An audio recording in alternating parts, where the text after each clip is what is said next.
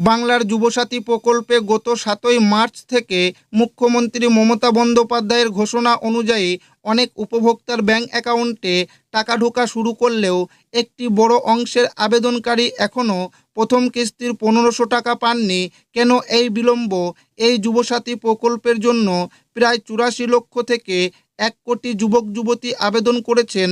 এত বিপুল পরিমাণ আবেদনকারী তথ্য যাচাই একদিনে বা দুদিনে যাচাই করা সম্ভব নয়।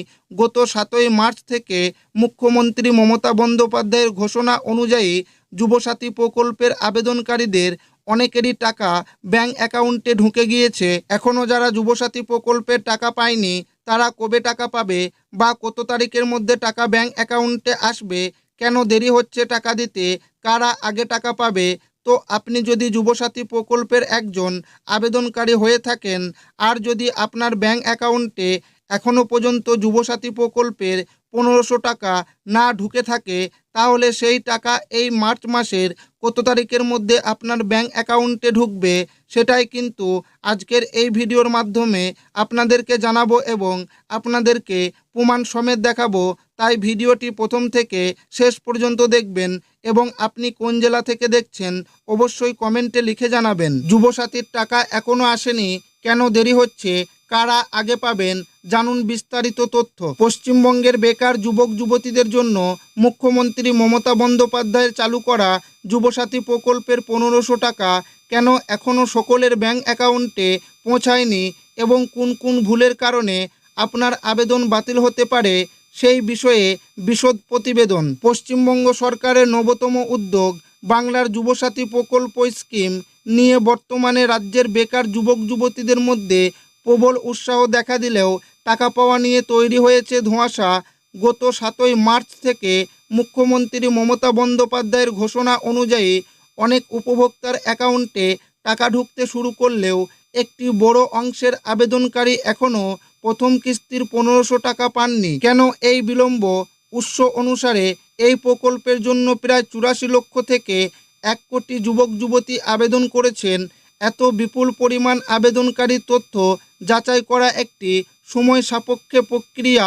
যারা সরাসরি পোর্টালের মাধ্যমে অনলাইনে আবেদন করেছেন তাদের তথ্য দ্রুত যাচাই করা সম্ভব হচ্ছে, কারণ তাদের ডেটা আগে থেকেই সিস্টেমে মজুদ রয়েছে। অন্যদিকে যারা বিভিন্ন ক্যাম্পে বা দুয়ারে সরকার গিয়ে অফলাইনে ফর্ম জমা দিয়েছেন তাদের তথ্য ডেটা এন্ট্রি অপারেটরদের মাধ্যমে ম্যানুয়ালি কম্পিউটারে তোলা হচ্ছে। এই অফলাইন আবেদনকারীদের যাচাইকরণ প্রক্রিয়া কিছুটা ধীর গতিতে চলায় তাদের টাকা পেতেও দেরি হচ্ছে। কারা আগে টাকা পাবেন? তদন্তে জানা গেছে যারা অনলাইনে ত্রুটিহীন আবেদন করেছেন এবং যাদের ব্যাংক অ্যাকাউন্টের সাথে আধার লিঙ্ক ডিবিটি করা আছে তারাই প্রথম দফায় অগ্রাধিকার পাচ্ছেন।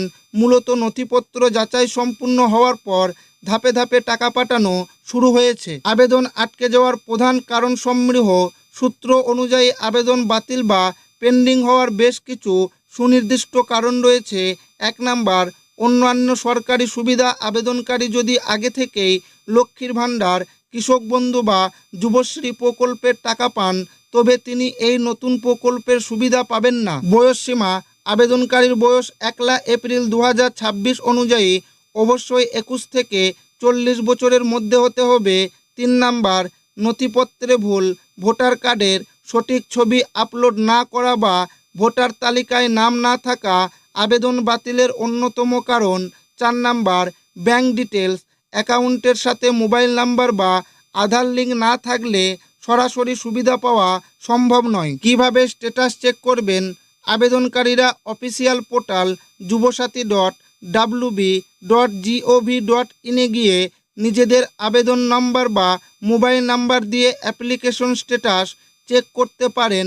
টাকা না এলে বা কোনো সমস্যা থাকলে হেল্প ডেস্ক নাম্বার ৬২৯২ ২৪ ৮৮ ৮৮ এই যোগাযোগ করার পরামর্শ দেওয়া হয়েছে। সরকারি আধিকারিকদের মতে ধৈর্য ধরাই এখন সঠিক পথ, কারণ সঠিক আবেদনকারীদের টাকা নিশ্চিতভাবে ব্যাংক অ্যাকাউন্টে পৌঁছে যাবে।